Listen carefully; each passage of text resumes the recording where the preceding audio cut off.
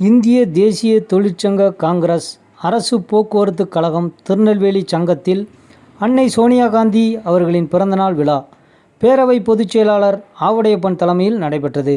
முன்னதாக அன்னை சோனியா காந்தியின் நலன் வேண்டி அருள்மிகு சுவாமி நெல்லையப்பர் காந்திமதி அம்மன் திருக்கோவிலில் அர்ச்சனை செய்யப்பட்டது. தொடர்ந்து தேவாலயங்களிலும் மசூதிகளிலும் பிரார்த்தனை செய்யப்பட்டது.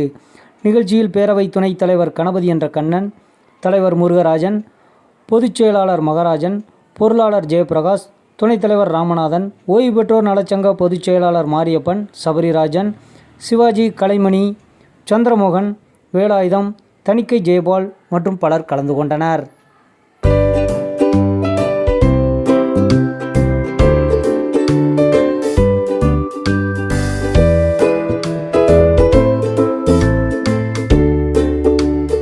இன்று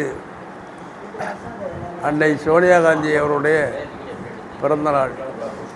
1946ஆம் ஆண்டு டிசம்பர் மாதம் 9ஆம் தேதி இத்தாலியில் பிறந்தவர் அருமை அன்னை சோனியா காந்தி.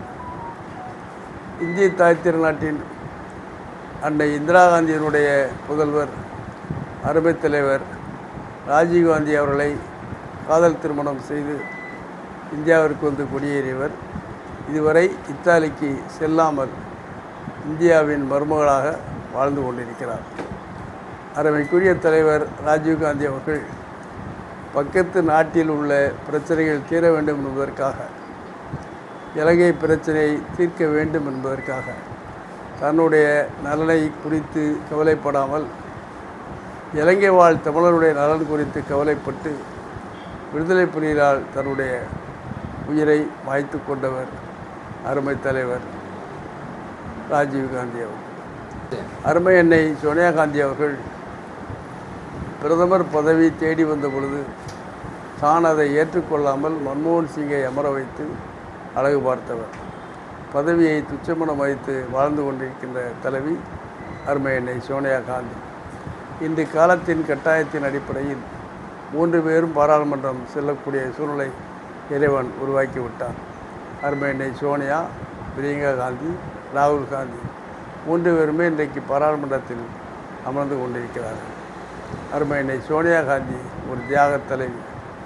தன்னுடைய வாழ்நாள் முழுமைக்கும் இந்தியாவிலே அர்ப்பணித்து வாழ்ந்து கொண்டிருப்பவர். இன்று உதாரணத்திற்கு சொல்ல வேண்டும் என்று சொன்னால், இந்திய தேசத்தில் தாத்தா என்று மகாத்மா காந்தியையும், மாமா என்று நேருவையும், அன்னை என்று இந்திரா காந்தியையும் அழைக்கின்ற ஒரு உறவு முறை கொண்ட கூட்டம்தான் காங்கிரஸ் பேரியக்கம்.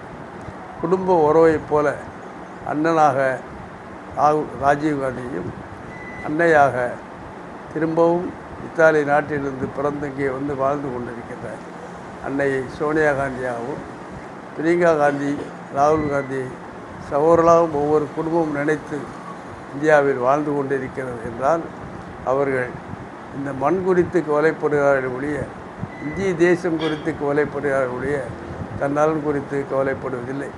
இன்றைக்கு ஆபத்து சூழ்ந்திருந்தால் கூட ஆபத்தை எதிர்கொண்டு தன்னுடைய வாழ்க்கை முழுமைக்கும் அருமை தலைவர் ராகுல் காந்தி தன்னுடைய பாத யாத்திரையை தொடர்ந்து இது வெற்றிகரமாக நடத்தி இன்றைக்கு எதிர்க்கட்சி தலைவராக அமர்ந்திருக்கிறார்.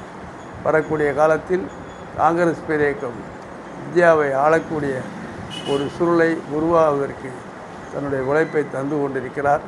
அருமை அன்னை சோனியா காந்தி வாழ்க வாழ்க என்று வாழ்த்தி அவள் அமர்ந்திருக்கின்ற காங்கிரஸ் பேரியக்கம் வரக்கூடிய காலத்தில் ஆட்சியில் அமர வேண்டும் என்று எல்லா வல்ல இறைவனை வேண்டி நாளும் பொழுதும் நலமுடன் அன்னை சோனியா வாழ வேண்டும் என்று இறைவனை பிரார்த்திக்கிறோம்.